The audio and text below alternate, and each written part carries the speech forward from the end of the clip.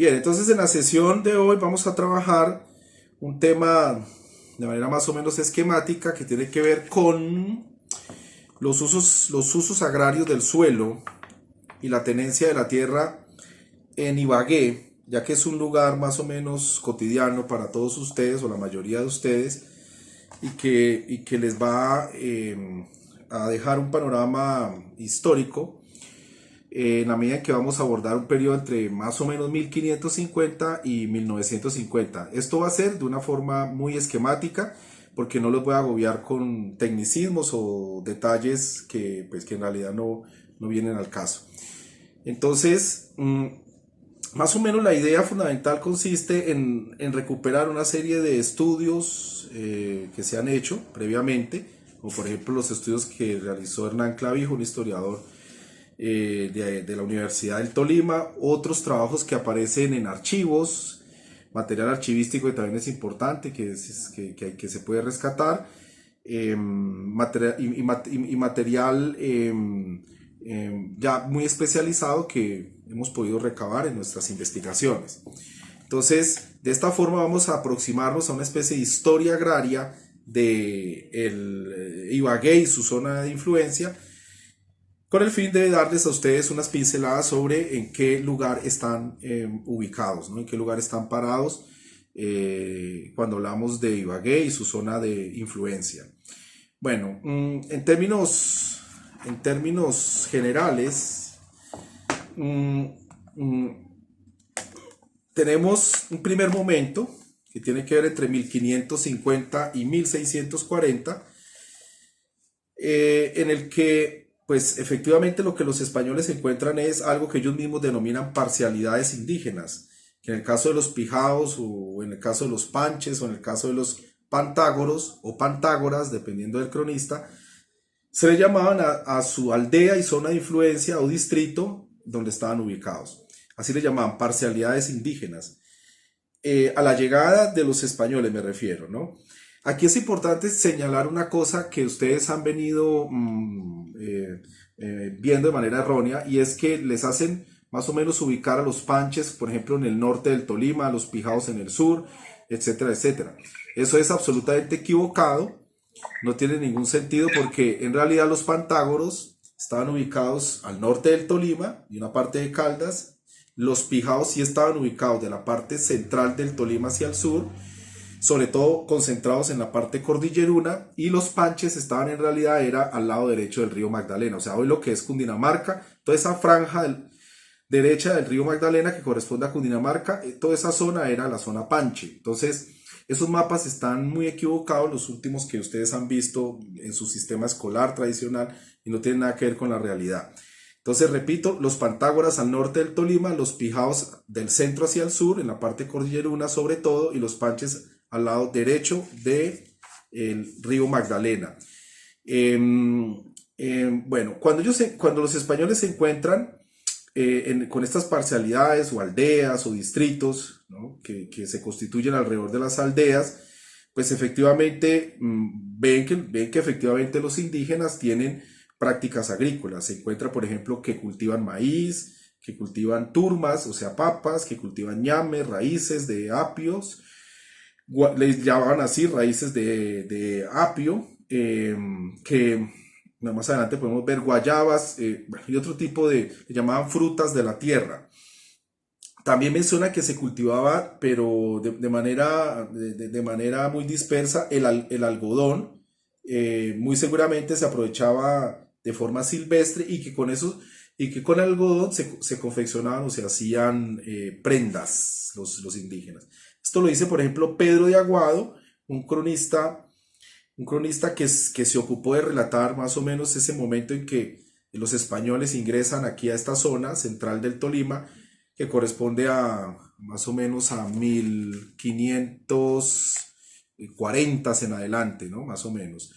Recuerden que Ibagué se funda en 1550, arriba donde está hoy Cajamarca. Hay un mapa incluso sobre eso del siglo XVIII donde aparece dibujado Ibagué Viejo, ¿no? Que quiere decir de que allí efectivamente fue que se fundó la ciudad, y luego se trasladó por distintos problemas de logística, por presión bélica de los pijaos, se trasladó a lo que hoy es Ibagué.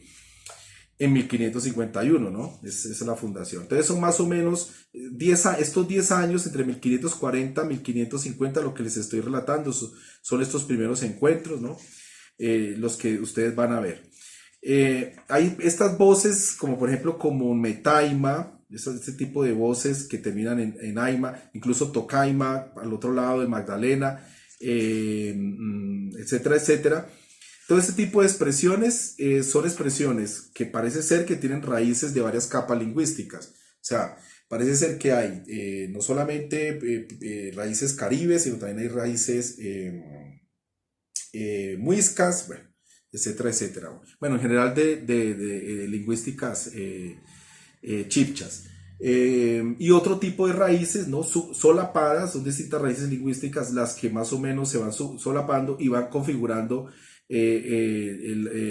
las lenguas que se iban hablando, que se estaban hablando en esta región. Por ejemplo, un pijao fácilmente se comunicaba con un pantágoro, no tenía ningún problema, es decir, era fácil la comunicación por cronistas como Pedro de Aguado, que lo mencionó en varios momentos. Es decir, había una especie de variaciones dialectales básicas, mínimas, que les permitía una comunicación fácil.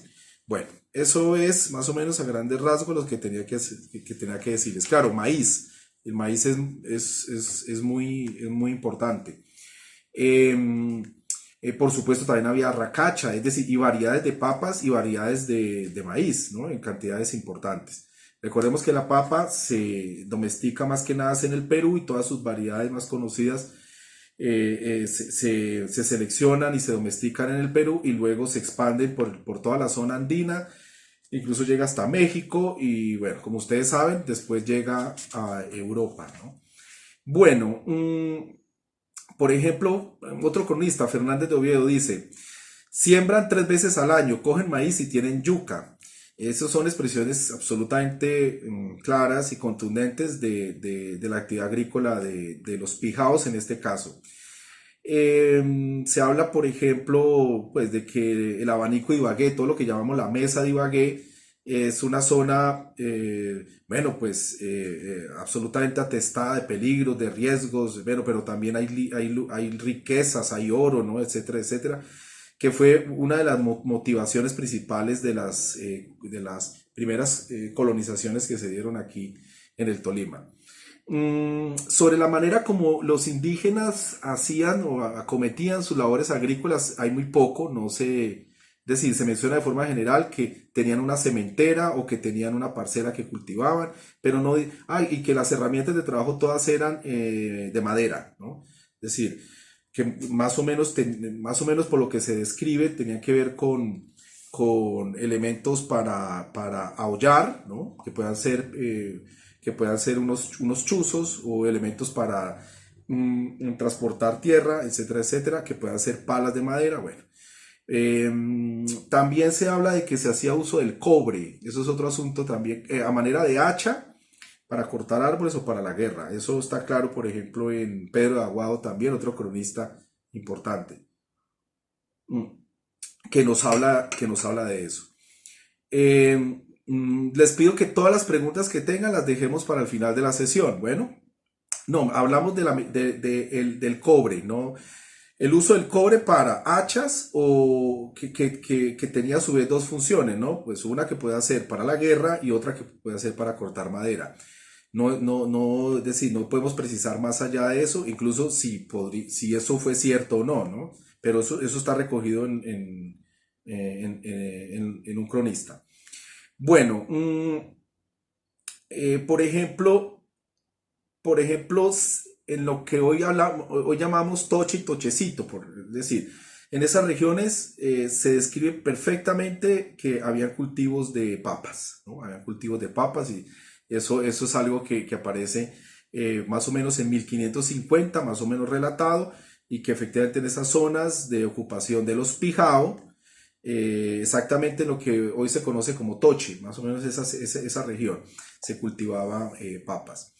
Bueno, ¿qué puede uno decir más o menos? Que esa sociedad agrícola, pobremente agrícola, con prácticas también de cacería y de recolección de hortalizas, por ejemplo, en las propias selvas andinas, bueno, todas esas características que ustedes pueden más o menos imaginar.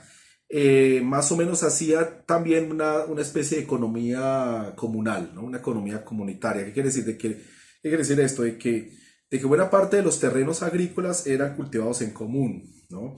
Y que pocas parcelitas eran cultivadas de manera privada o por parte de la familia. Eso es una característica muy típica de este nivel de desarrollo tribal que ustedes pueden encontrar en distintas partes del mundo. También se practicaba la pesca, por supuesto. Y también pues había un uso ceremonial del oro, ¿no? Y también se usaba por supuesto para el intercambio de ciertos productos, es decir, el oro era medio de cambio de ciertos productos. No podemos determinar con claridad qué era, pero podrían ser bienes de prestigio, es decir, o bienes de primera necesidad, como por ejemplo la ropa, pero no se puede especificar en detalle más allá de estos usos de lo que les menciono, de estos usos del oro.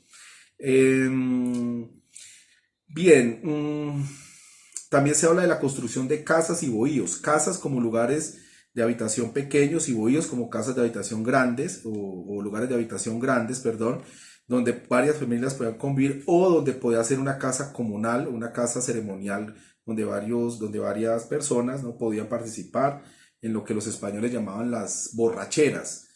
Llamaban las borracheras porque eran lugares de encuentro de los indígenas, casas de borracheras, pero en realidad eran como casas comunales, ¿no? Donde ellos se reunían y también practicaban otro tipo de ceremoniales, ¿no? Que no podemos tampoco decir con claridad. En el caso de los Pantágoras se dice que tenían ese sitio de reunión y no solamente se emborrachaban, sino que hacían matrimonios. Los matrimonios eran una cosa muy seria entre los Pantágoros, por ejemplo, al norte del Tolima.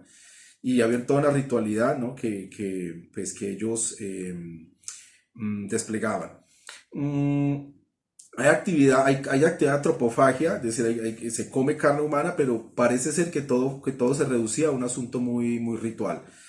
Especialmente entre los pijaos, los pantágoros no se les atribuye eso, pero no es que pudiera eso considerarse como una especie de actividad dietaria, sino que cuando habían confrontaciones, quedaban cuerpos allí, confrontación entre tribus enemigas. Recuerden que estas tribus eran muy bélicas entre ellas, era un conflicto intertribal, pues infrecuente sí, pero se daba, ¿no? Se daba.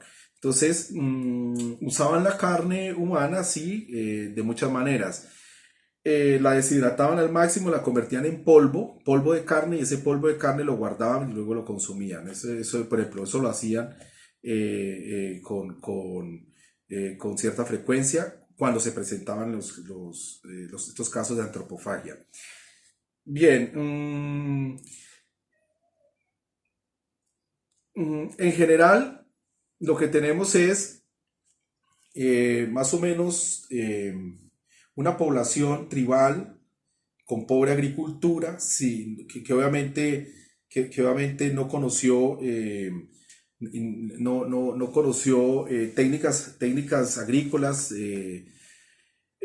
como el arado, ¿no? Ese tipo de cosas, y que tiene una dieta bastante concentrada en caza, pesca y recolección de hortalizas y frutos en las selvas. En el bosque seco, que llaman, o la selva seca, o en la selva andina. Eso es más o menos en términos generales lo que ustedes pueden encontrar cuando los españoles hacen el primer contacto con estas poblaciones en Ibagué y alrededores, ¿no? Incluyendo el norte del Tolima, como les he mencionado. Bien, otro asunto clave, importante, y que se ha mencionado mucho, la resistencia que hicieron los pijaos, ¿no? Los pijaos hicieron una oposición sostenida durante muchos años, ¿no? Al punto pues de que tuvieron que prácticamente enfrentarlos a través de unas avanzadillas sistemáticas dirigidas pues por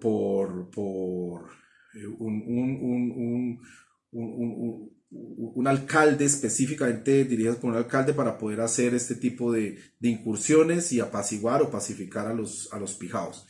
Pues las que más se recuerdan son las 1600, 1602 en adelante más o menos, donde pues efectivamente se hace un proceso de pacificación hasta 1608, 1609 más o menos, e incluso de allí se recuperó un mapa que Juan de Borja, el alcalde Juan de Borja, que a su vez tenía una dignidad militar y quien dirigió toda la guerra contra los pijaos, él dejó un mapa muy interesante donde muestran todas las distribuciones de las aldeas o de los sitios donde estaban las distintas comunidades o tribus pijaos.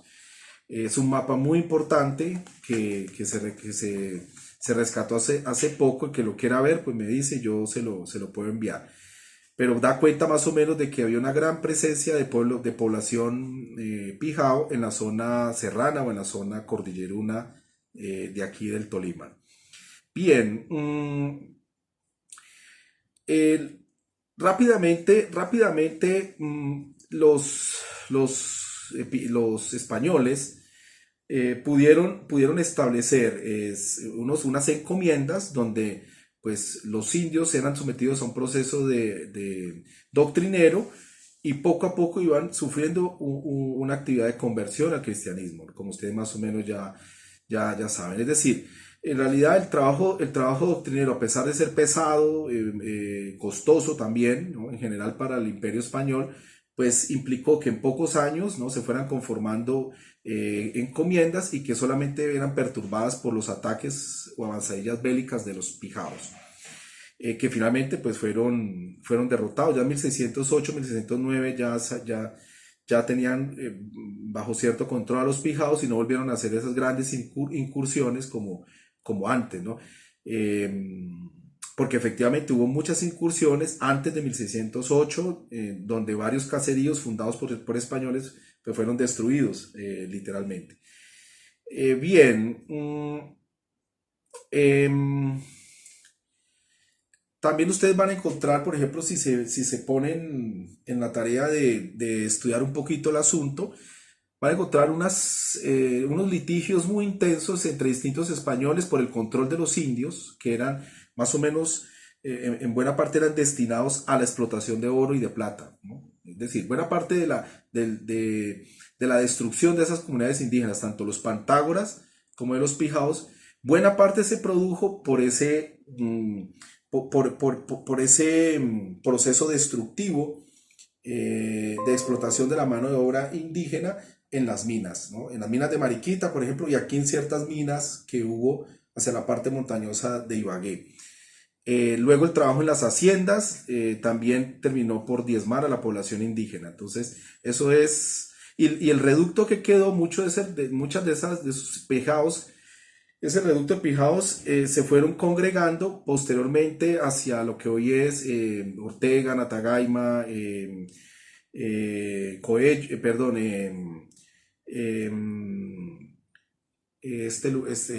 Collaima, etcétera, etcétera, ¿no? Es decir, donde incluso se transportaban indios de distintos lugares. Por ejemplo, aquí en Ibagué se transportaron indios en más de 1000 indios se transportaron para dejar el territorio en manos de hacendados, de pequeños hacendados, sobre todo de aquí de Ibagué, por ejemplo. Ese tipo de fenómenos, eso sucedió en el siglo XVII, sucedió luego en el siglo XVIII, había ese proceso continuo, ¿no?, de desplazamiento de población a distintos lugares semidesérticos, a lugares marginales de las grandes haciendas, etcétera, etcétera, de aquí del centro de Ibagué y de su zona de influencia, ¿no? Eso sucedió, ¿no? Es importante recordarlo para que ustedes lo tengan. Entonces había muchos litigios jurídicos, había muchos conflictos entre españoles, emprendedores, españoles pobres, españoles que recibían concesiones para explotar indígenas o minas, y había muchos conflictos entre ellos porque ocurría pues de que unas minas inicialmente habían sido descubiertas por un español y luego venía un español a reclamar derechos o pretensiones de explotación porque le habían sido asignadas desde Bogotá. Es decir, todo ese tipo de conflictos ustedes van a encontrarlo cuando revisan un poco la historia de esta región, sobre todo siglo XVI, siglo XVII, van a encontrar ese tipo de conflictos. Bien, hay hay una escritura muy interesante, una escritura pública, una escritura donde aparecen los bienes de un señor que murió, un español, Melchor Valdés, un encomendero, y más o menos se dice el tipo de cosas que él tenía, o sea, eso es de 1573, el tipo de cosas que él pudo acumular en su hacienda, en su pequeña hacienda, y eso les da una idea más o menos de lo rápido que fue el proceso de incorporación del español a la vida agraria, ¿no? De aquí del Tolima, y lo que trajo de fuera, ¿no? Lo que trajo de España. Les voy a leer, los bienes incluían unos pocos esclavos, una casa de piedra y teja con su torre y solares, estancias de caña para hacer aguardiente, contrapiche, tierras y ganado, molino y calera, fragua para metales, azogue, que era mercurio, y plomo, los cuales estaban, según reza la escritura, junto al pueblo de Ibagué.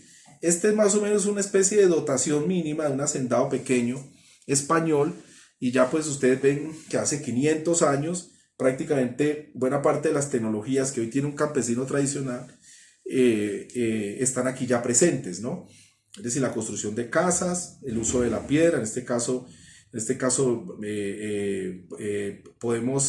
podemos hablar de que se extendió más el uso de la madera, pero el trapiche es una cosa absolutamente antigua. El uso de la caña de azúcar, que recuerden que fue traída de la India, pero viene de Indonesia. Bueno, la caña de azúcar no es de acá, sino que fue traída. La producción de aguardiente, eso es típico. El uso del mercurio para poder separar el oro, etcétera, etcétera. Bueno, todo ese tipo de elementos son claves que ustedes lo tengan presente. De la presencia de estas tecnologías españolas, ¿no? Medievales, por supuesto, y que llegaron aquí por esa época, en 1573, hay este registro de este encomendero. Bueno,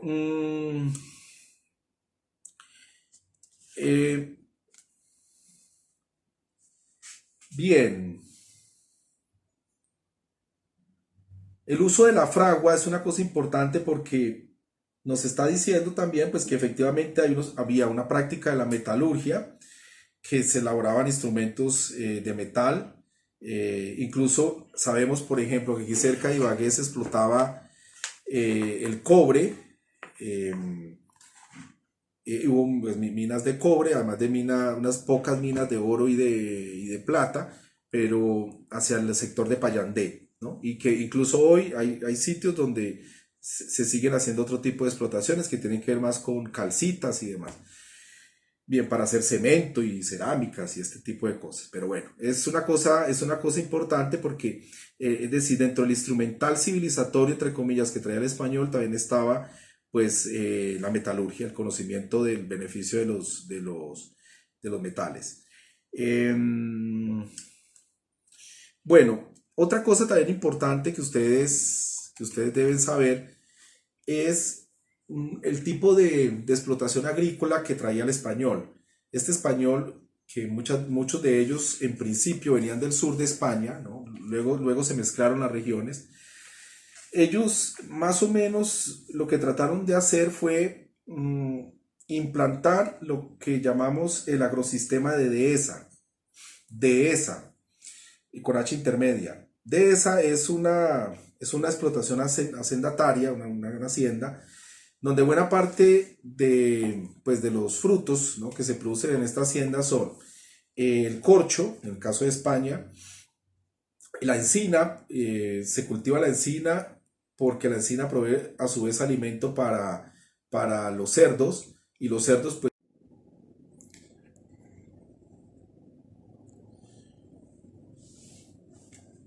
em,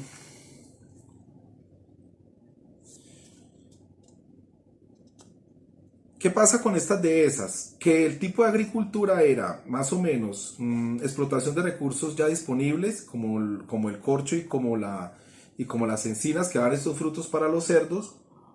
mm, Poca actividad agrícola, es decir, poca sementera, poca labranza en las haciendas, y más o menos una serie de trabajadores anexos, ¿no? A esta tierra, que tienen sus pequeñas parcelas para subsistir. Bueno, ese es el modelo de explotación agrícola que tienen los españoles y es más o menos el mismo que ellos traen a esta región del Tolima. Es decir, incluso se puede ver que ese mismo modelo se replica en varios lugares del país. Entonces, lo que a ellos les ilusionaba era producir ganaderías en inmensas praderas, ¿no? Praderas que por supuesto no podían sostener, por ejemplo, la demanda de biomasa que implicaba tener ganado, pero lo hacían, ¿no? Con los pastos naturales que nosotros teníamos. Luego se fueron naturalizando otros pastos que fuimos importando, pero hasta ese momento no lo había. Entonces había un desperdicio enorme de superficie de tierra. Por supuesto, se hacía un trabajo de extracción, cacería, maderas, etcétera, etcétera, porque ellos creían que de alguna manera estaban como en la antigua dehesa de allá del sur de España. Ese modelo de explotación agrícola se ve más o menos caracterizado en lo que hoy es la típica hacienda colombiana, ¿no? Grandes extensiones de tierra, poca actividad productiva sobre sus suelos, una especie de extractivismo permanente de maderas, por ejemplo, una explotación agraria mínima, mínima, como ustedes más adelante yo les voy a mostrar las cifras de explotación agrícola del suelo en Colombia con relación a todo el suelo que nosotros empleamos en ganadería extensiva. Bien, un caso, por ejemplo, que tiene que ver con esta región es la explotación de la quina con fines medicinales. Hay varias especies de quinas y efectivamente lo que ustedes van a notar es que, por ejemplo, a finales del siglo XVIII y principios del XIX hay una inmensa actividad de explotación de quina, como si estuvieran explotando corcho en España. Es decir, una inmensa explotación que agotó incluso, ¿no? la quina. De aquí, de este lado el lado izquierdo de la cordillera oriental, ¿no? Esa vertiente, o sea, lo que hoy es San Juan de Río Seco, Vituima y todas esas, hasta Tocaima, toda esa región estaba completamente atestada de quinas y esas quinas fueron explotadas. Lo mismo aquí, en toda esta vertiente derecha de la cordillera central, donde está Ibagué hasta Mariquita, etcétera, etcétera, toda esa parte montañosa de Mariquita, todo eso estaba atestado, o sea, lleno de quinas y esas quinas también fueron explotadas hasta que prácticamente las agotaron y apenas las agotaron, toda esa economía de la quina ya a principios del siglo XIX, 1805, 10, ya estaba en decadencia y prácticamente, incluso Honda prácticamente pierde toda su importancia y dinamismo comercial es porque efectivamente la quina desaparece, ¿no? Y eso es una típica tendencia de estos colonizadores españoles que llegaron en general a América, ¿no? Tenían ese comportamiento colonizador, extractivo, con pocas iniciativas en producir en los renglones de la agroindustria, por ejemplo, o de la industria. Bien,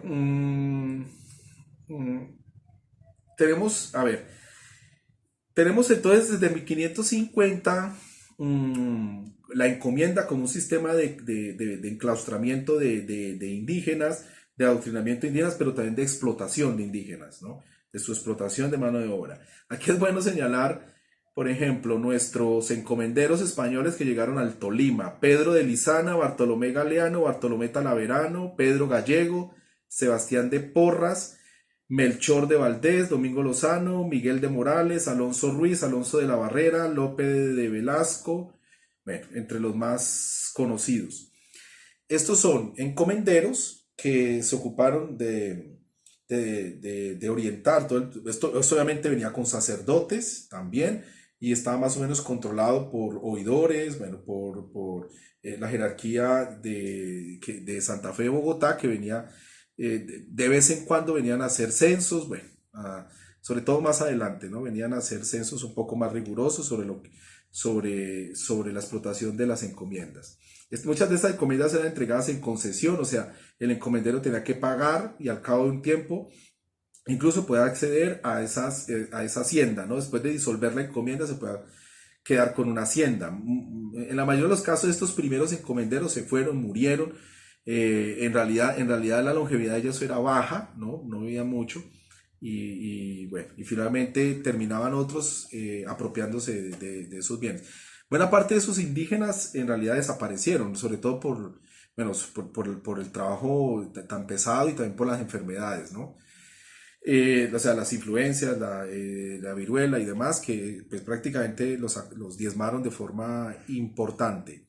Por ejemplo, para finales del siglo XVI se dice que aquí en esta zona de Ibagué trabajaban 105 indígenas como mineros, por ejemplo, en unas minas de oro aluvial, o sea, que transportaba el río y que los va dejando en los orillares, de los ríos La China y de los ríos Conveima, por ejemplo. Eh, por ejemplo, que en Ibagué para finales del siglo XVI habían entre 25 y 30 encomenderos. Este es otro dato importante. Y que en general, entre mestizos e indígenas ya se encontraban más o menos 2.300 personas que tenían que hacer tributación, es decir, población que tenía la obligación de tributar o de pagar algún tipo de impuesto. Para que se den una idea, ¿no? De más o menos la dinámica de la aldea, la economía del oro que se estaba forjando en esa época y el uso intensivo de mano de obra indígena. Bien, em, otra cosa importante que hay que mencionar em, y no poco se menciona, es una especie de levantamiento de indígenas en 1601 aquí en Doima. Eso es una cosa que efectivamente empieza a mostrar que la población indígena sometida a estas encomiendas no eran de ninguna manera encomiendas de cero conflictividad, sino que efectivamente era difícil, ¿no? Conflictivo el proceso doctrinero. Mm, incluso tenían que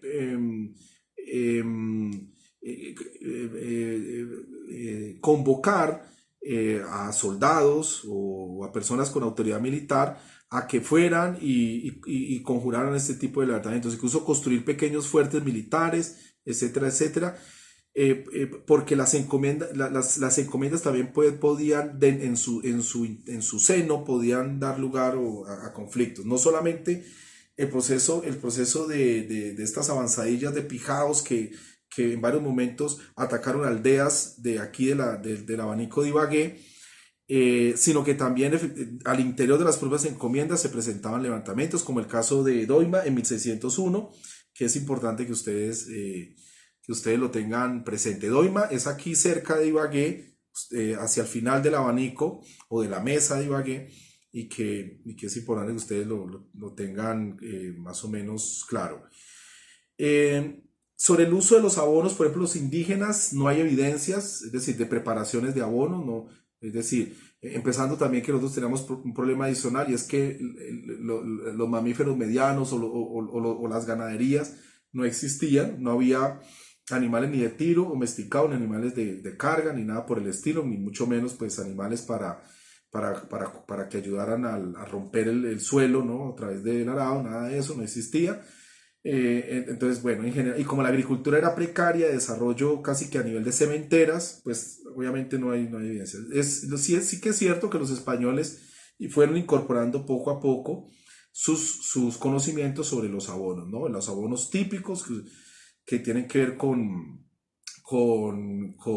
las heces de cerdo, las heces de, de, del- de los hatos, por ejemplo, ganaderos, mezclados con tamos de trigo, por ejemplo, y con algo de piedra molida o de unas arcillas grises, etcétera. Y todo eso lo iban mezclando, iban produciendo un abono que es típico incluso desde el Imperio Romano, ¿no? Y que se usó hasta hace poco en distintos lugares de Colombia, ¿no? Por ejemplo, en la sabana de Bogotá se usaba mucho. Bueno, esos abonos históricos, ¿no? Que del Imperio Romano se fueron aplicando también acá. Mm, eh, por parte de los españoles. Bueno, vamos a encontrar también Eh, Vamos a encontrar también una cosa muy importante, y es que en el siglo XVI, aquí al Tolima y cerca de Ibagué, se empezó a emplear el arado de reja, ¿no? Un arado también muy pesado, muy difícil también de manejar, tanto en la parte del abanico como en la parte del piedemonte, ¿no? Bueno, en la parte alta del abanico, para decirlo exactamente, ¿no? Un tipo de arado se empleó poco, pero hay registros, por ejemplo, de que en el siglo XVI ya se usaba, ¿no? Poco, pero se usaba. Ese tipo de arado implica también un animal, ¿no? Que pudiera tirar de él y el manejo al menos de dos personas, se supone, porque ese tipo de instrumentos eran difíciles de que una sola persona, ¿no? Los manejara, ¿no? Entonces, bueno, esos son unos datos importantes para que ustedes lo tengan presente. En 1603, por ejemplo, Ibagué ya tenía 500 personas, ¿no? Que aquí no se cuentan ni servidumbre, ni vagabundos, ni las mujeres, ni los menores de edad, ¿no? Entonces, bueno, puede usted, como haga de cuenta, como que los jefes de familia, los únicos que se contaban aquí, ¿no? Y jefes de familia, criollos o mestizos con cierto reconocimiento. Eso es más o menos lo que en principio ustedes encuentran en esta aldea para esa época, en 1603. Claro, si estos 500 vecinos lo multiplica por 4 más o menos, les puede dar una población de 2000 personas, que no está mal y podía ser más o menos la población de la aldea de la época, ¿no? Mm, una encomienda, por ejemplo, fácilmente puede contar, cerca de Ibagué, pueden contar con 93 indígenas que se dedican a cultivar turbas, frijol, maíz y trigo, por ejemplo. El trigo que llegó acá, recuerda que se fue aclimatando, ¿no? Y se fue cultivando en las partes templadas, sobre todo en partes templadas a frías. Recuerde que aquí en Ibagué, sobre todo en la parte central, hacía frío. O sea, el clima era por debajo, el promedio era por debajo de los 21 grados centígrados. Ustedes miran datos, por ejemplo, de principios del siglo XX, ¿no? Teníamos una temperatura baja. Esta temperatura fue aumentando por varias razones que más adelante vamos a ver en el cursillo. Bien, otro tema importante, bueno, a través del trigo se va incorporando los hábitos de consumo de los subproductos, ¿no? Del pan, etcétera, etcétera. Y se va desplazando poco a poco el consumo del maíz dentro de las clases medias, por ejemplo, o de ingresos medios, por usar una expresión así muy esquemática, pues se promueve, ¿no? El consumo más del pan, el consumo de subproductos del trigo y se va desplazando el maíz. El maíz empieza, y lo que ha sido tradicional desde aquella época, empieza a consumirse de forma extendida, importante dentro de las clases populares, ¿no? Pero aquí ya se ve, por ejemplo, un consumo de prestigio que tiene que ver con el trigo, ¿no? Bien, eh, en 1627, por ejemplo, eh, se habla de unas, se habla de que los indios Cuniras, Metaima, Tuamos, Ancónico, Yaimas deberían ser, por una disposición, recuerden, de la corona española, deben ser recluidos en resguardos. Y es cuando se presenta esta primera gran concentración de indígenas, muchos de ellos reubicados porque no pertenecían a sus zonas de origen, fueron reubicados en distintos lugares del sur del Tolima. Bueno, que sufrieron una historia de explotaciones en muchos momentos causada por los propios caciques que se volvieron hacendados, ¿no? Eso es otro asunto que olvida y no se olvida y no se menciona, ¿no? Existieron caciques hacendados que explotaron también a sus propios indígenas.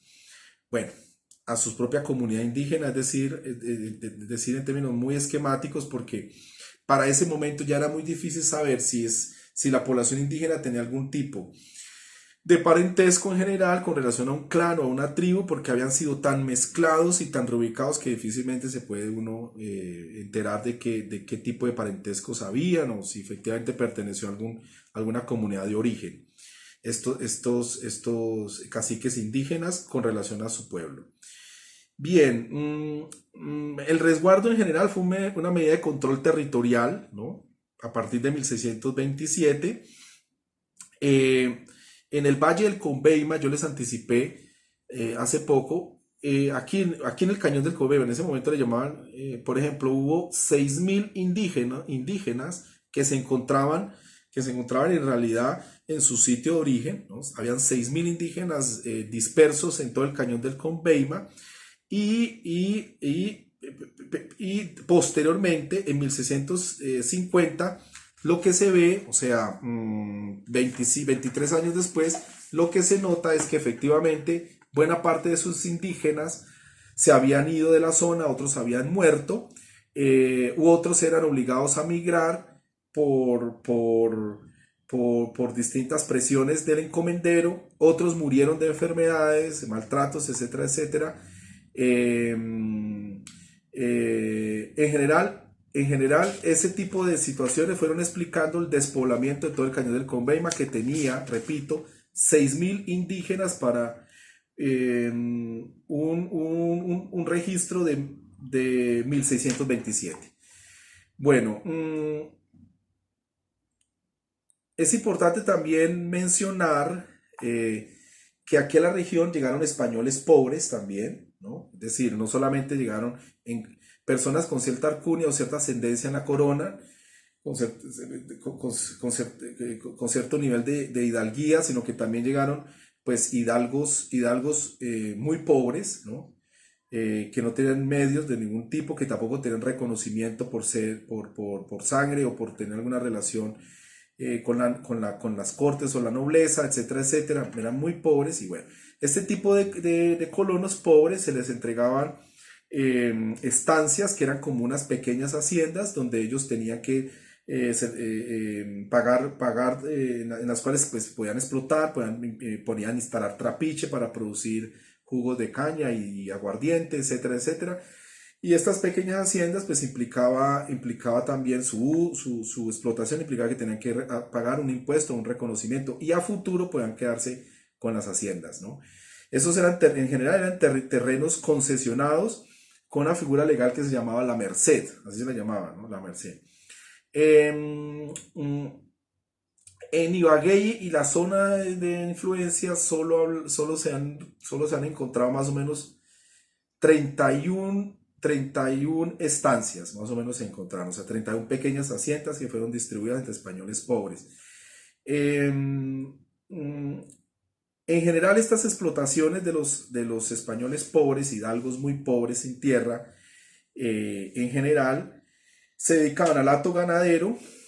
Eso lo dice por un informe que se entregó en 1627 de un oidor, el oidor Lesmes. Un hato ganadero también se dedicaban al trapiche, la explotación de aguamiel, de caña, también se explotaba el maíz. Más o menos eran como los tres grandes usos agrícolas, ¿no? Que ustedes podían encontrar, o sea, ganado, caña de azúcar y maíz. En general esto fue lo que se encontraban en estas estancias o pequeñas haciendas. Bueno, es decir, este tipo de explotaciones, ¿no? Las encomiendas, las estancias, encomiendas donde habían indios, estancias donde había explotación propiamente del español pobre o de algo sin tierra. Entonces, ese tipo de explotaciones fueron en realidad poco a poco reconcentrándose en pocas manos, porque los hidalgos o los españoles sin tierra y los propios encomenderos muchas veces se empobrecieron, no puedan sostener el pago de los impuestos, les tocaba irse o sencillamente les era imposible continuar por distintas razones, continuar con la explotación, la vendían la vendían mediante contratos informales, porque allá había una informalidad enorme en este tipo de transacciones en general. Se iban buscando minas, buscando mejores emprendimientos, entonces dejaban sus explotaciones. Pero bueno, en general se fueron reconcentrando y sobre todo se lo fueron apropiando, por ejemplo, los jefes militares. Por ejemplo, Alfonso Ruiz de Zaragoza, Martín Ruiz de Zaragoza, Juan de Ortega Carrillo, curas doctrineros como Isidoro Cobo y Francisco Villa, fueron personas que reconcentraron estas viejas haciendas, estas viejas estancias y encomiendas. Por ejemplo, los jesuitas, esto es un dato importante, entre 1630 y 1640, esa orden de jesuitas acumularon buena parte de las propiedades que habían en el abanico de Ibagué o aquí en la mesa de Ibagué. Las reconcentraron y se conformaron grandes haciendas, que ese es el origen, por ejemplo, de las haciendas que hoy se conocen como el Aceituno, la hacienda de Doima, etcétera, etcétera. Esas en realidad fueron haciendas en principio hechas por la orden de los jesuitas, ¿no? Entre 1630 y 1640. Bien, este dato también es importante, quería mencionarles ese asunto. Bueno, y finalmente quiero relatarles algunas cosas que tienen que ver con algunos conflictos sociales, conflictos por la tenencia de la tierra, es decir, por acceder a la tierra. Ya un poco más adelante, ¿no? Entre 1640 más o menos, hasta el momento de la independencia, en 1819, lo mismo, no perdamos de vista Ibagué y su zona de influencia, ¿no? ¿Qué habían hecho los jesuitas de 1640? Tenían más o menos 10 hatos ganaderos, más o menos, aquí en esta zona del Tolima. Más o menos tenían en general 10.400 hectáreas, se podía calcular en 10.400 hectáreas esos hatos de los jesuitas, donde habían más de 18.300 vacunos, 3.776 bestias de carga, y las haciendas mayores eran, de los jesuitas me refiero, eran Bermejo, La Mata y Pulgar, las cuales pues más o menos albergaban la mitad de las reses o sea, 9.000, un poco más, de las reses que se habían censado, ¿no? Que acabo de mencionar. Estas haciendas estaban aquí muy cerca de Ibagué, en toda la mesa de Ibagué y yendo también hacia la mesa de Coello. Es importante que ustedes recuerden tengan presente esa historia. Ya, por ejemplo, entre 1639 y 1660 se conformaron nuevas haciendas mediante puras compras parciales, ¿no? Y ahí se fue configurando la hacienda de Doima. Esa hacienda de Doima, que en realidad estaba compuesta por varios hatos ganaderos, entre los que se destacó, por ejemplo, desde épocas antiguas, ¿no? Desde la época de las encomiendas, Buenavista de Vega era una de las partes de esa hacienda que también se fue anexando. O sea, en general la Compañía de Jesús, o sea, los jesuitas se convirtieron en los nuevos latifundistas después de que se pacificó la región, 1608 en adelante, después de que hubo la disolución legal de las encomiendas, y bueno, y de disolución de hecho en las encomiendas. Cuando se presentó el empobrecimiento de los estancieros, lo que les dije a ustedes de estos hidalgos españoles o españoles pobres que fueron dejando sus pequeñas haciendas. Bueno, en general, esto sucedió con los jesuitas y bueno, pues durante ese periodo de la colonia, ellos empezaron a introducir en sus haciendas una fuerte vocación ganadera y también una buena explotación de caña panelera. Bien. Aquí con Ibagué ahí es importante mencionar otro hecho, ¿no? Y es que hubo una especie, a finales del siglo XVII hubo una especie de confrontación o de problema con sobre todo con los escoceses, bueno, extranjeros europeos que empezaron a explotar el oro del Pacífico y lo estaban sacando por el Urabá. antioqueño. Entonces el imperio español trató de taponar ese comercio de oro en Urabá, y eso estimuló un nuevo circuito pues, de comercial, ¿no? De transporte del oro que se explotaba en el Chocó, y que ese nuevo circuito de transporte de oro pues pasó a finales del siglo XVII, empezó a pasar por Ibagué, y eso reactivó un poco, son los primeros, son las primeras evidencias claves de la reactivación bueno, de la activación comercial de la aldea, ¿no? Porque anteriormente no había una dinámica comercial importante. Entonces los viajeros, etcétera, etcétera, que pasaban el camino del Quindío, llegaban aquí a Ibagué, necesitaban pues lugares para lugares como hostales, como provisión de alimentos para sus bestias, reabastecerse, etcétera, etcétera, comprar instrumentos de trabajo, es decir, lo que fuera. Ese tipo de,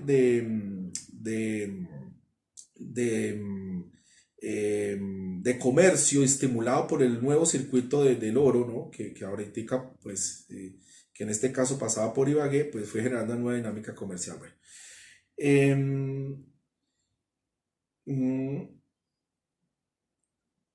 este nuevo circuito comercial, por ejemplo, integró el Valle de Monpós con Honda, con Ibagué, Cartago y Arma, por ejemplo, ¿no? Que eran provincias muy importantes de la época, y que efectivamente se vieron beneficiadas por ese nuevo comercio del oro. Recuerden que Monpós se convirtió también en un lugar muy importante de comercio, de comercio, manufactura, bueno, de metales preciosos, especialmente el oro y la plata, y fue un centro comercial muy importante durante la colonia.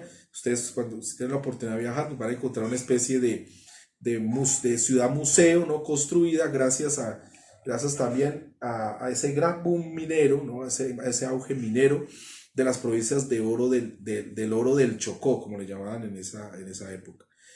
Bien, mm, también hubo un fenómeno muy importante, que ya no sea a finales del siglo XVII, sino fue a principios del siglo XVIII, y es la explotación de las minas de cobre de Payandé. Ya les había anticipado, a principios del siglo XVIII hubo un boom, hubo un despegue de estas explotaciones de distintos frentes mineros del cobre en Payandé, y bueno, pues la ciudad se vio reactivada también porque pues se hacía una provisión de aperos de trabajo, de instrumentos de trabajo, que tenían que ver, por ejemplo, con la confección, elaboración de estribos para montar a caballo, por ejemplo, la construcción de vasijas para bueno, todo tipo, chocolateras, pailas, etcétera, etcétera. Entonces, ese tipo mm, de aperos de trabajo, de enseres o de recipientes, etcétera, etcétera, para la cocina. Todo ese tipo de cosas se producían con la materia prima de Payandé, y eso generó una reactivación importante aquí en Ibagué, del comercio, ¿no? Del comercio. Bien, la agricultura, por ejemplo, y la ganadería, la agricultura y la ganadería, en los latifundios de aquí de la Mesa de Ibagué empezaron a tener un despegue importante. El Valle de San Juan también, por la influencia también de las minas de cobre. Bueno, todo eso en general, que se produce en la primera mitad del siglo XVIII, son evidencias clave de una reactivación económica. Datos importantes, por ejemplo, a principios del siglo XVIII, la población tenía, muy seguramente población adulta, 2.000 habitantes. O sea, estamos hablando de que por ahí podía llegar contando las mujeres, los niños, etcétera, etcétera, los esclavos, o personas que no eran notables y no se metían en el censo, podían estar en 10.000 personas en general. eh, eh, a principios del siglo XVIII, ¿no? Les digo. En 1778, por ejemplo, ya se habla de 4.000 habitantes que, lo que implica un aumento de poblaciones de adultos o jefes de familia. Y se dice que entre Ibagué y toda la zona de influencia de Ibagué podría llegar a 12.692 habitantes. Habitantes cabezas de familia. En general estos censos se hacían sobre los cabezas de familia. Era muy difícil que el censo recurriera al registro de toda la población, ¿no? Más adelante esos censos que registran toda la población sí se van a dar. Bien.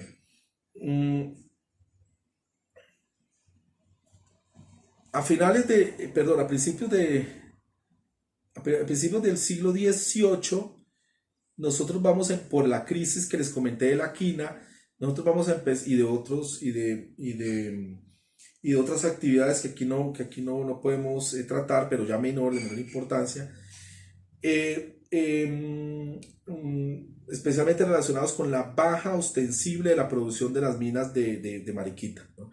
Ese tipo de quina, explotación de oro y de plata en descenso, todo ese tipo de factores pues van generando una crisis, una decadencia del norte del Tolima, o sea, de Mariquita y de Honda, pero especialmente de Mariquita, donde habían personas pues, notables vinculadas a cargos de importancia de la alta burocracia de la corona, etcétera, etcétera, de Santa Fe, Bogotá. Bueno, todas estas personas vivían en Ibagué, estaban vinculadas. Bueno, y esta crisis produjo una migración de muchos de estos mineros ricos que empezaron a haber problemas, ¿no? Y se fueron trasladando poco a poco a Ibagué. Eso es un asunto, principios del siglo XVIII, principios del siglo XIX. Eh, de tal suerte, pues, que, que esa vieja élite que pues, ustedes habían encontrado, que ya les mencioné, antigua, el siglo XVII, siglo XVIII, pues que se había conformado aquí en Ibagué y en alrededores, ¿no? Poco a poco entraba en decadencia, sin fortunas, etcétera, etcétera, pues poco a poco fue reemplazada por esa nueva aristocracia de Mariquita que se ha beneficiado de las minas de oro y de plata, de esa aristocracia también comercial que se ha beneficiado de la quina en Honda. Entonces, ese tipo de familias empiezan a desplazarse hacia Ibagué. Bien. Mm,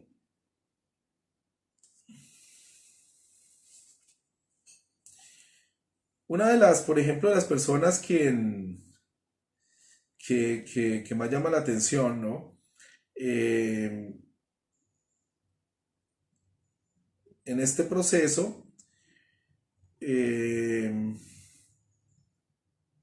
sobre la actividad sendataria, la actividad de nuevos comercios, nuevos emprendimientos que les voy a mencionar rápidamente. En la década de 1720, por ejemplo, se registran nuevas empresas agrarias en la hacienda San Luis Beltrán, que es cerca de Ibagué. Su propietario, Julián Gutiérrez de Celis, que era un comerciante español, incrementó los cultivos de caña, renovó los trapiches, instaló una destiladora de aguardiente, bueno, mejoró la ganadería de ceba y por supuesto hizo una mejor selección de especímenes, hablamos de la ganadería. Em, por ejemplo, Jacinto Buenaventura, que se decía que era de origen siciliano, también migró eh, y, y- y estableció pues, varios emprendimientos con su hijo Ignacio Nicolás Buenaventura.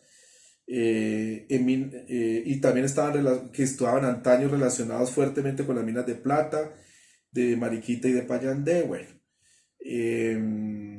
ellos también se vincularon a la economía de la región de Ibagué y empezaron a mejorar las haciendas, empezaron a cultivar el tabaco, bueno, en general, sobre todo Ignacio Nicolás Buenaventura con la hacienda Chagualá. También incentivaron el cultivo del cacao. El cultivo del cacao luego se fue extendiendo aquí por toda la cuenca del río Conveima.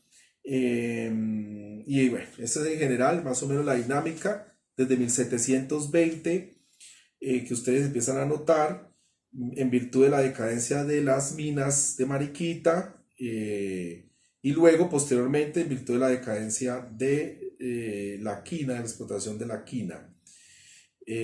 Luis de Caicedo, por ejemplo, también se suma a esta élite social nueva de Ibagué en 1775. Instala una hacienda de cacao y de caña de azúcar, muy cerca aquí de la ciudad, en un sitio conocido como Callejón de Contreras, que no hemos podido identificar exactamente dónde queda, pero cerca de la aldea, etcétera, etcétera. Bueno, ese tipo de fenómenos son muy interesantes recordarlos, sobre cómo cambian las élites sociales, cómo se van enganchando, van migrando y van construyendo nuevas haciendas, van constituyendo nuevos emprendimientos. Bueno, pasado, pues, trasegado esto, ¿no?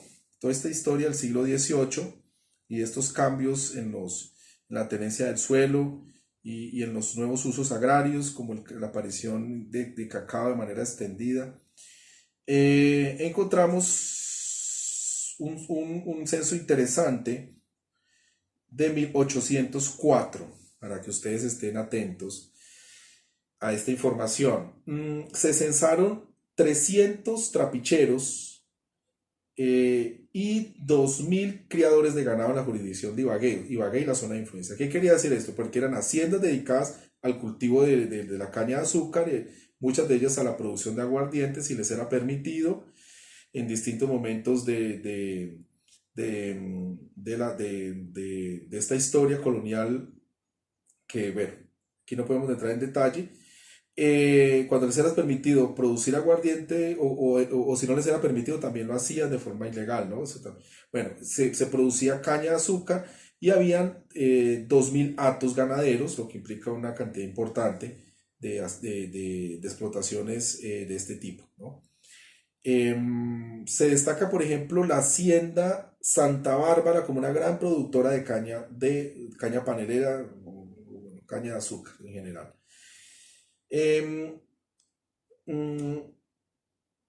Cuando se rematan las haciendas de los jesuitas, recuerden que a los jesuitas les toca salir en 1767, había una especie de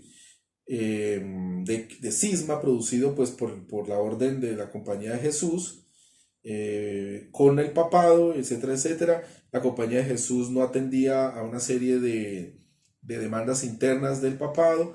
Bueno, por supuesto, era una orden que estaba amasando fortunas, poder, y estaba prácticamente determinando muchas de las políticas concretas, ¿no?, de la cristiandad en distintos lugares de América Latina. Bueno, todo ese tipo de cosas fueron provocando un cisma. Bueno, y finalmente terminó con la expulsión de los jesuitas. A los jesuitas les tocó regresar a Europa y por esa razón, pues sencillamente tuvieron que vender las haciendas, ¿no?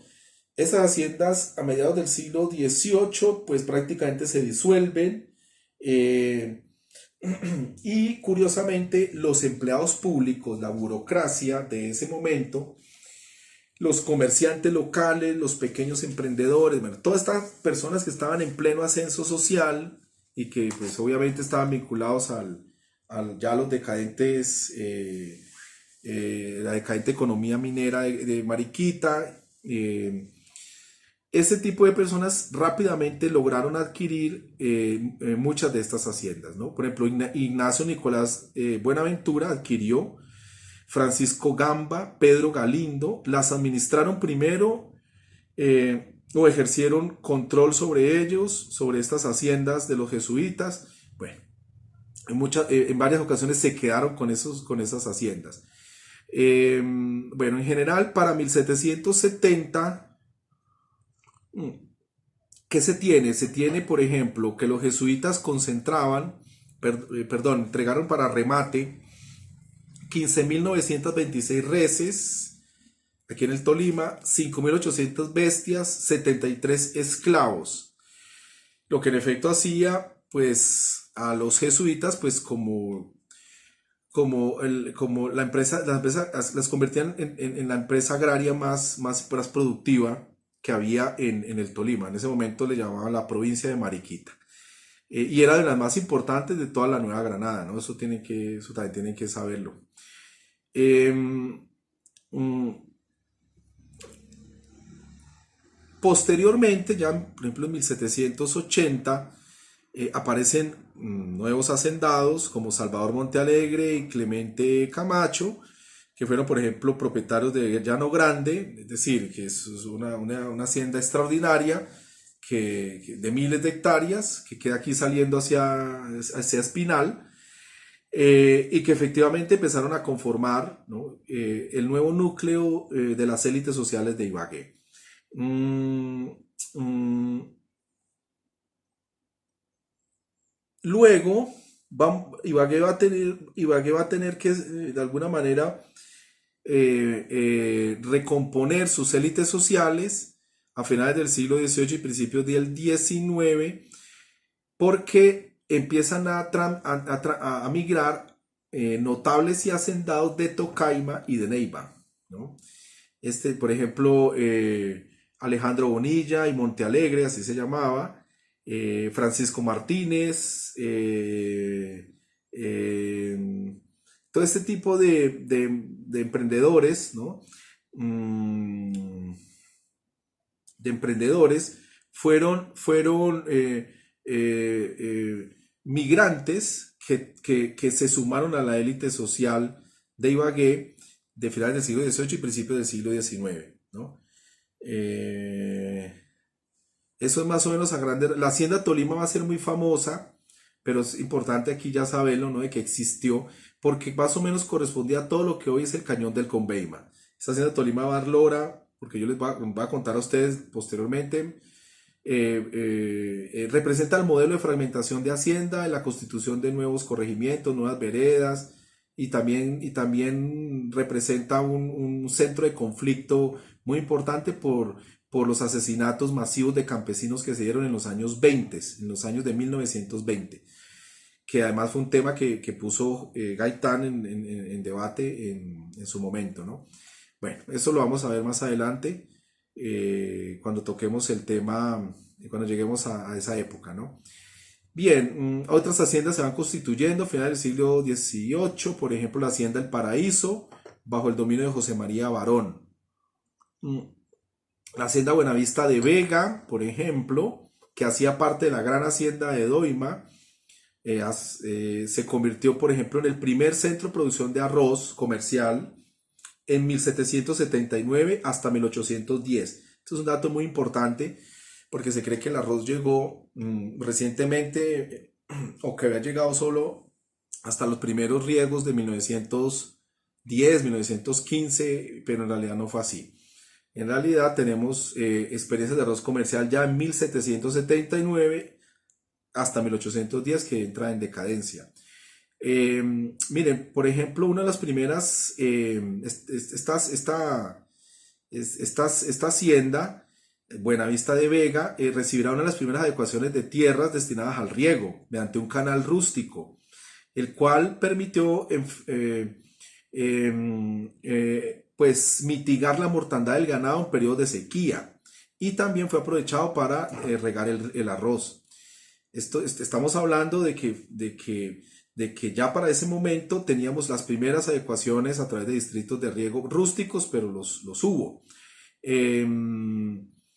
Este tipo de adecuaciones también la vamos a ver en 1811 en la hacienda Buenavista del Castillo. Ahí también se hizo un canal rústico para poder abastecer de agua al ganado y también para propósitos de riego de cultivos. Bueno, estos son términos generales. Lo que nosotros vamos a ver, pero durante todo el siglo XVIII, las haciendas de Ibagué más o menos van a estar concentradas alrededor de la ganadería y de la caña panelera, básicamente alrededor de eso. Y tímidamente van presentándose descollos sobre la economía de cacaotera, ¿no? Se van produciendo experiencias a finales, sobre todo del siglo XVIII, pero esa es la característica general. Bien, el último resguardo que nosotros tuvimos, el resguardo indígena que tuvimos en Ibagué, fue finalmente el que se llamaba resguardo Conveima, que queda en el cañón del Conveima. Fue disuelto de manera progresiva desde 1796. Eh, pues apenas se disolvió, pues varios comerciantes de Ibagué empezaron a, a, a, a arrendar fragmentos o pedazos del resguardo para la explotación de quinas. Estas quinas, recordemos, ya estaban entrando en decadencia. Muchas de estas, recuerden que esta producción se concentró en esta zona, en esta vertiente de la cordillera central, y que salía por Honda, ¿no? Recordemos que de Honda se exportaba. Los indígenas que habían allí en el último resguardo de la zona fueron desplazados a Coyaima, allí se reubicaron. Y bueno, la excusa que se usó en ese momento, que eso es típico de la tradición leguleya y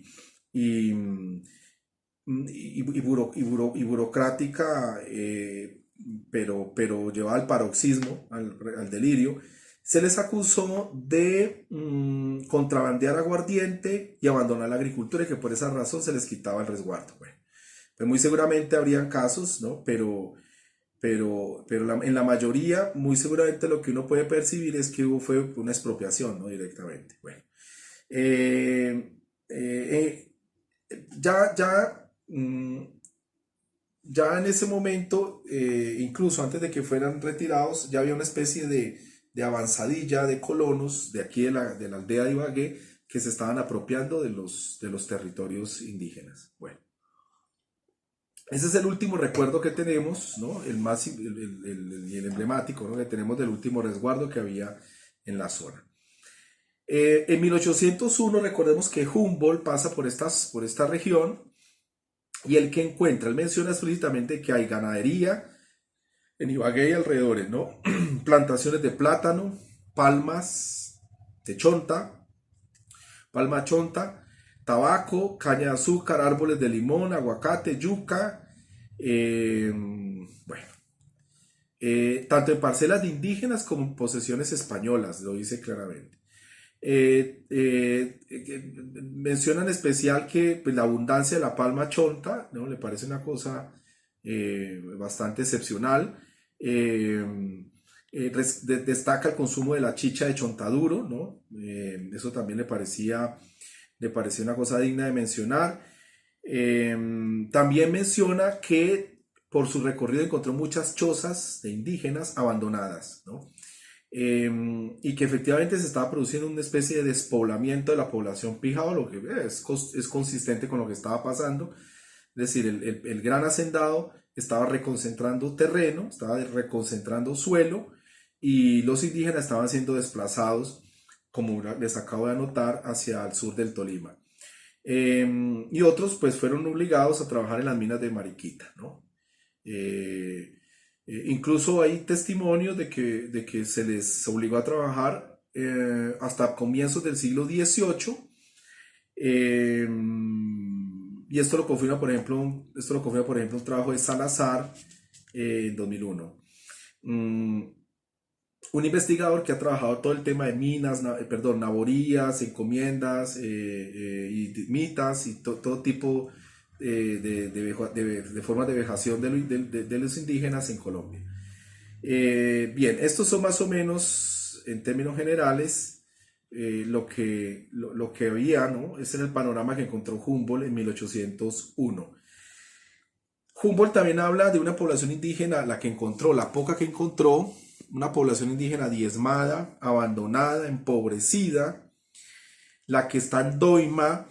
En la que está en Doima también menciona que hay, que hay hay un paisaje decadente, miserable, ¿no? En la zona. Hay niñas con horribles heridas de nuches, menciona.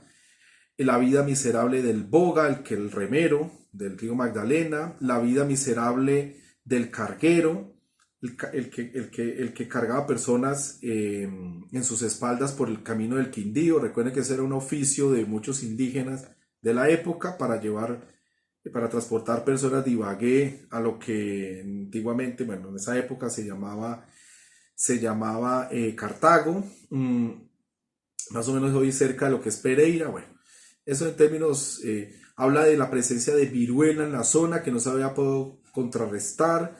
Eh, claro que específicamente habla de que Ibagué es sana y es longeva, ¿no? Que Ibagué, porque está muy apartada de la zona cálida, dice que quizás estuvo como ajena a esas infestaciones, etcétera, etcétera. Em, mm, que la vacuna, por ejemplo, no se consigue, ¿no? La vacuna esa vacuna de la viruela que en su momento hubo y que se practicó, muy antigua, ¿no? Y que que viene desde China y que luego se mejoró. Bueno, ese tipo de cosas. Menciona que existen indios pijados independientes que están en la parte alta del río Saldaña. Esto es un dato también muy importante que se consigue para 1801, o sea que todavía eran indígenas marginados de las grandes haciendas o del hacendado cacique, ¿no? El cacique pijao que a su vez era hacendado y que tenía a la población bajo su control. Bueno, en general esos son los comentarios que van a encontrar en Humboldt sobre estos paisajes agrarios y naturales de la zona de Ibagué. Dice también que Ibagué es una aldea sin importancia económica, que no tiene empresas agrícolas destacables, mm, que no hay comerciantes ricos, eh, que buena parte de los productos llegan de Cartagena, de Monpós, de Santa Fe, que la mayoría de la gente que ve está habituada a la vagabundería de la montaña, y por lo de siempre, ¿no? Y que el camino del Quindío es intransitable, ¿no? No es muy distinto de lo que pasa hoy, el paisaje urbano que está describiendo Humboldt. Otro tema también que menciona es el desgobierno total de la ciudad y de la región. Que los pocos emprendimientos que hay, como los que inicia Ignacio Nicolás de Buenaventura, fueron destruidos por la Revolución Comunera. Recuerden la Revolución Comunera de 1781, porque después de arreglar con infraestructura, puentes y lugares de descanso, todo el camino del Quindío fue destruido, y fue destruido porque allí tenía, pues el que hacía el paso tenía que pagar una aduana, etcétera, etcétera. Bueno, es decir, que eso fue destruido, esa infraestructura, que Nicolás de Buenaventura, Ignacio Nicolás de Buenaventura fue duramente acusado de, mm, de querer empobrecer a la gente al construir infraestructura en el camino del Quindío, que se granjeó el odio de sus conciudadanos. Bueno, todo ese tipo de cosas, Humboldt considera que son excesos y que la población no entendía, pues, la importancia del progreso, etcétera, etcétera, en esta región, y que en lugar de regular el problema por la vía de la política o por la vía de la regulación de impuestos, etcétera, etcétera, lo que hicieron fue destruir la infraestructura. Bueno. Ya en 1783, por ejemplo, Ibagué se ve como una especie de centralidad urbana importante, o sea, ya empieza a atraer población, empieza a atraer comercio. eh, Se nota también un uso importante a finales del siglo XVIII, repito, del cultivo del tabaco. En ese mapa se pueden apreciar distintas haciendas dedicadas al tabaco, a la producción de tabaco, que se agrega, ¿no?, a este panorama de haciendas que antes eran solo ganaderas, que eran solo de caña de azúcar. Ahorita empieza a verse la expansión de los usos tabacaleros. Bien, mucho de este producto se escribe en su momento, era para suplir el mercado interno de tabaco, y que las exportaciones eran cosa, pues, que solo se iba a concretar en el futuro. También se menciona que mm, el tabaco tuvo una importancia enorme en la medida en que fue vinculando a las familias indígenas de los últimos resguardos que se conservaron y a campesinos libres, porque ellos podían plantar, también tenían que hacer tenían que hacer un manejo artesanal de la hoja del tabaco, etcétera, etcétera, y que eso fue integrando a estas familias pobres, a estos campesinos, a estos indígenas sin tierra, fueron vinculándolos a la actividad tabacalera, ¿no? Poco a poco. Eh, mm, Esto es en términos generales lo que debíamos hablar, ¿no? Desarrollar sobre los usos agrarios en Ibagué y su zona de influencia. Recordemos que el tabaco fue inicialmente domesticado aquí en la zona andina, no es de Cuba ni es del sur de Estados Unidos, sino que en la zona indígena, en estos valles interandinos cálidos, fue que se domesticó, etcétera, etcétera, y tuvo un uso ritual y medicinal en, entre los pijaos, por ejemplo, eh, y en general en otros pueblos indígenas precolombinos, ¿no? De eso hay testimonios, ¿no? En los cronistas sobre el uso del tabaco para estos usos, ¿no? Para estos usos rituales o medicinales. Bien, eso es en términos generales lo que quería mencionarles al respecto. Los invito a que revisen mi libro donde estos temas son abordados y yo pues he tratado de exponerlos de manera muy somera. Gracias.